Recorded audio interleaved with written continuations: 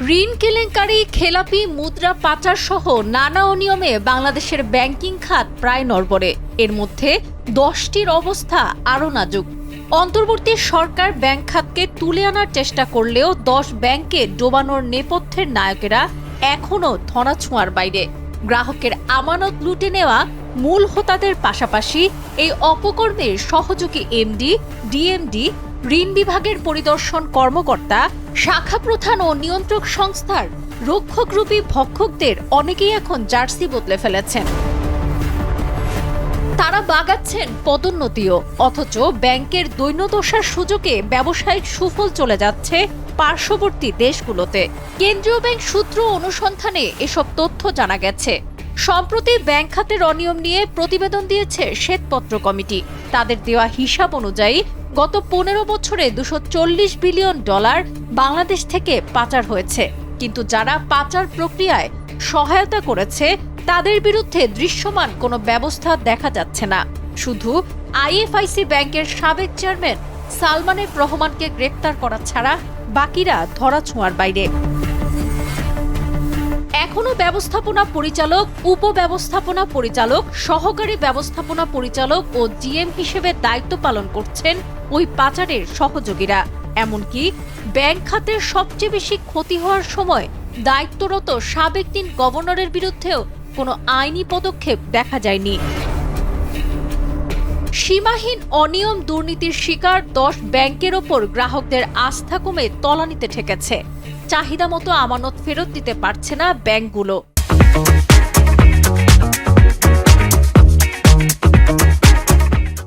ফলে অন্য ব্যাংক থেকে ধার ও কেন্দ্রীয় ব্যাংকের সহযোগিতা নিতে হচ্ছে তাদের। 8 সেপ্টেম্বর এক সংবাদ সম্মেলনে দেশের 10টি ব্যাংক দেউলিয়া অবস্থায় আছে বলে মন্তব্য করেন বাংলাদেশ ব্যাংকের governor Ahsan H Mansur. 18 November 262 কর্মকর্তাকে চাকুরিচ্যুত করে ইউনিয়ন ব্যাংক। এছাড়া বাংলাদেশ কমার্স ব্যাংকের 219 কর্মকর্তার পদোন্নতি স্থগিত করেছে বাংলাদেশ ব্যাংক। কারণ তাদের বিরুদ্ধে অনিয়মের অভিযোগ রয়েছে নিয়ন্ত্রক সংস্থাটির কাছে। যারা বড় বড় ঋণ কেলেঙ্কারির মূল সুবিধাভোগী তাদের তেমন কোনো শাস্তি দেয়া হয়নি। এদিকে ব্যাংকে তারল্য সংকটের পাশাপাশি সামাজিক যোগাযোগ মাধ্যম সহ নানা মাধ্যমে অতিরঞ্জিত প্রচারের কারণেও আতঙ্ক ছড়িয়ে পড়ে। ফলে অপ্রয়োজনে টাকা তুলতে শুরু করে গ্রাহক। আতঙ্কিত গ্রাহক এক ব্যাংক থেকে টাকা তুলে অন্য ব্যাংকে রেখেছে। ব্যাংকের স্বাভাবিক কার্যক্রম পরিচালনার জন্য মিডিয়া ট্রায়াল নেতিবাচক প্রভাব সৃষ্টি করে বলে মত সংশ্লিষ্ট ব্যক্তিদের। এতে কারখানার মালিকরা যেমন ক্ষতিগ্রস্ত হচ্ছেন, তেমনি দীর্ঘমেয়াদে দেশের রপ্তানি আয়ে নেতিবাচক প্রভাব পড়ার আশঙ্কা রয়েছে।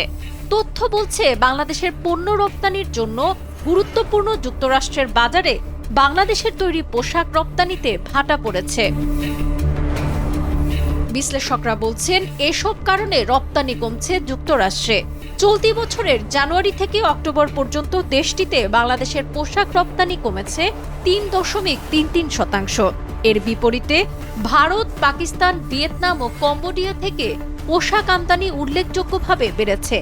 গত এপ্রিল থেকে অক্টোবর পর্যন্ত আগের বছরের তুলনায় ভারতের পোশাক রপ্তানি 35% বেড়েছে।